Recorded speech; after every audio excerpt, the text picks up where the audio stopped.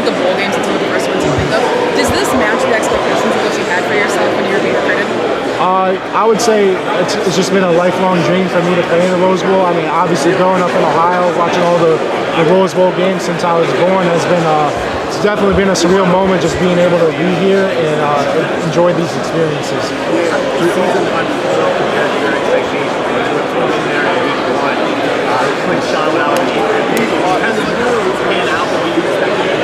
Yeah, I mean, I was just kind of rolling with it however it went because I didn't really know what to expect going into the season, obviously, just being first year in college football. So I'm definitely glad I was able to have these experiences this year. There's one outside noise. How did the quarterback kind of go in?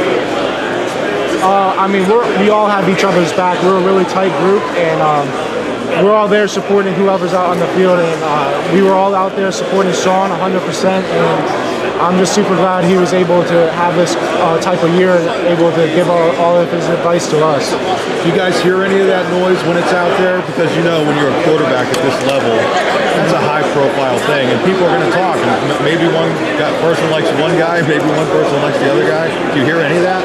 Not really, because we're only really focused on the team and how the team's doing, because all that really matters every week is going 1-0, and having the opportunity to go 1-0 every week is something that we really cherish in this, because we only get 13, 14 games a year, so we don't get a lot of games like other sports. So just supporting whoever's out there and giving us the best chance to go 1-0. I'm sure you were a starter for your entire life. What was it like being in that backup role? How do you balance, your expectations with knowing that you have to learn and all those things? What was that like for you? It really wasn't a different role for me because I was a full-time starter my junior year in high school. That was the first time I really started, so I'm used to it. And I was just out there supporting Sean, growing from him, learning from him, and helping him with what we see on the sidelines. Just communicating with him, him asking us questions, and us asking him questions really helped all of us. What kind of a leader is he in that room? James talked about it a lot, Yursich talked about it a lot, but from another player's perspective, what are the qualities that make him a leader that's going to help younger players like you? I would just say how genuine he is and caring he is. He's never always about football with him. We always talking about personal stuff, off the field stuff, and I would just say those conversations carry more weight than what like the football conversations did, because he was able to give us some experiences that he's had with off the field, especially during that COVID year.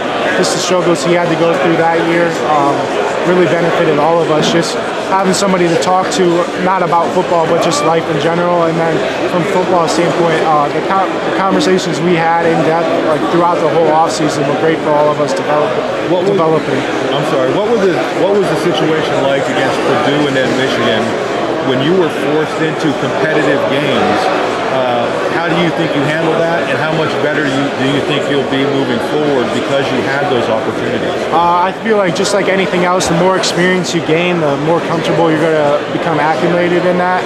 And just from those experiences in general, I feel a lot more comfortable, and I was definitely glad I was able to have those opportunities to play. What do you think is the biggest thing you've improved on so far since you've been in the game? I would just say my general football IQ, just because I love learning about the game. I'm all for it. I'm always in the film room with everybody. I would just say general football IQ and just protection, just because in high school, I knew what was going on up front, but here was the first time I really had to direct everything up front, so I feel like I really grew in that aspect.